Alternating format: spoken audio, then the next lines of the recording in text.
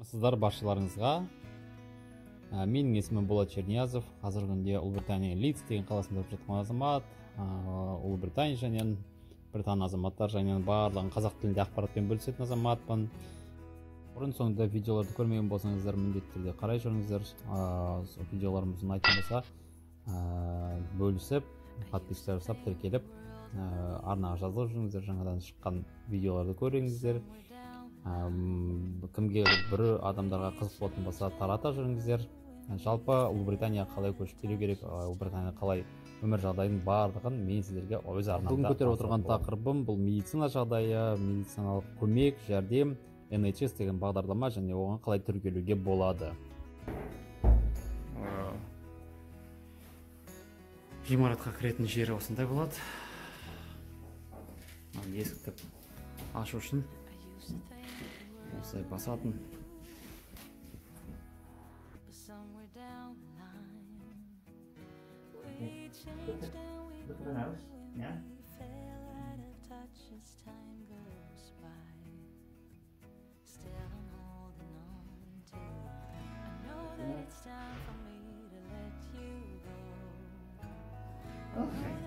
Sorry. Well done. Right. Әдетте Ұлыбританиядағы медициналық ұйымдар шағын ғана болады, бір қабатты. Сол бір қабаттың ішінде ресепшн болады, пациенттердің күтетін орындары болады. Және дегі бұл жерде көп емес, 6-10 специалист қана отыратындай кабинеттер болады. Оның ішінде анализі тапсыруға болады. Анализдар мен таңғалғандай таңертең келіп тапсыратын емес. Экспресс анализдар қандай болсын, қаннан болса да кез келген анализді тез алады.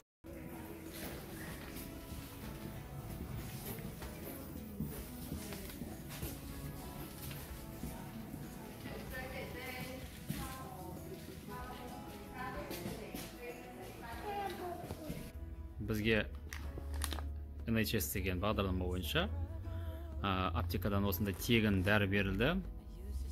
Бүгін қызымызды больницаға алып барған едік. Ол больницада түрлі симптоматикаларын айтып, түсіндіріп, ол жерде қағаз жазып береді. Сол қағаз бойынша осындай аптекаларға келесіздер, аптекадан дәріні аласыздар. Бұл жерде аптеканың әртүрлі дәрінің қандай болса да, қымбат, арзан болса да, сол дәрілерді тегін сіздерге береді, жазып береді. Себебі NHS бағдарламасы бойынша сіздерге сондай құжаттарға толтырылып қол қойылған. Және дегі Ұлыбритания келмес бұрын сіздің осы оқумен болмасын, жұмыспен болмасын, сізге келетін болсаңыз, оның барлығы сол NHS бағдарламасына сіз әрбір отбасындағы адам үшін ақша төлейсіз. Оның бағасы мөлшер шамасы 800 фунт болады. Бір жылға 800 фунт дегеніміз мөлшер шамасы 500 мың теңге. Сол 500 мың теңгенің ішіне әртүрлі сіздердің медициналық көмектеріңіз кіреді. Оның ішіне жедел жәрдем кіреді. Одан басқа сіздің қалыпты алып жүретін дәрілеріңіз болатын болса, укол, прививкаларыңыз болатын болса, немесе жәнедегі массаж керек болатын болса, оның барлығы соның ішіне арналып кіргізілген. Жалпы Ұлыбританиядағы медициналық жағдайы мақтап айтатындай тұрарлық сондай бағдарлама емес. Себебі Ұлыбританияға келердің алдында көргенімдей ең басты 3 мамандық бар. Қажетті ол медицина саласында, мұғалімдер және дегі үшіншісі IT мамандықтары. Соған қараған кезде бұл Британияда медицина қызметкерлерінің саны аз, және дегі олардың өте көп жиі демонстрацияға шығып отырады. Жалақыларын көтеру жағдайында, социальный пакеттерін жақсарту жағдайында. Соларына қараған кезде медициналық қызметкерлер басқа адамдармен салыстырғанда, басқа жұмыстармен салыстырған кезде қаржы жағынан және де басқа жағдайлар жағынан дұрыс қамтамасыз етілмеген екен. Ал енді жалпы NHS бағдарламасы қалай, бұндағы мемлекеттің денсаулық сақтау министрлігі қалай жұмыс істейтін болсаңыз, сіз егер осында келетін болсаңыз, онда міндетті түрде сізде NHS номеріңіз болу керек. Оны алғаннан кейін сіз кез келген уақытта жедел жәрдем және дегі қажетті қызметтеріңізді терапевтке, педиатрға қарап баруыңызға болады. Ол үшін сіз келгеннен кейін өзіңіздің жергілікті қалаңыздағы, ауылыңыздағы жерге клиникаға тіркелесіз. Сол клиникаға тіркелгеннен кейін барып, онда сіздерге арнайы NHS номерін береді. Сол NHS номері тіркелгеннен соң, NHS номері арқылы сіз өзіңіздің сол клиникаңызға тіркелгеннен кейін олар сізге хабарлама береді, қойылды деп.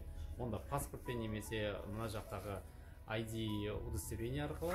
Содан кейін қандай да бір жағдай болып қалатын болса, онлайн немесе онлайн тапсырыс арқылы бере аласыз. Өзіңіздің барлық симптомдарыңыздың бәрін жазып бересіз, айтасыз. Содан кейін сіздерге арнайы бір күні, сол күні немесе ертеңінде сізге хабарласады. Сол хабарласқан кезде сізге аппоинтмент арнайы тіркеу қойылады.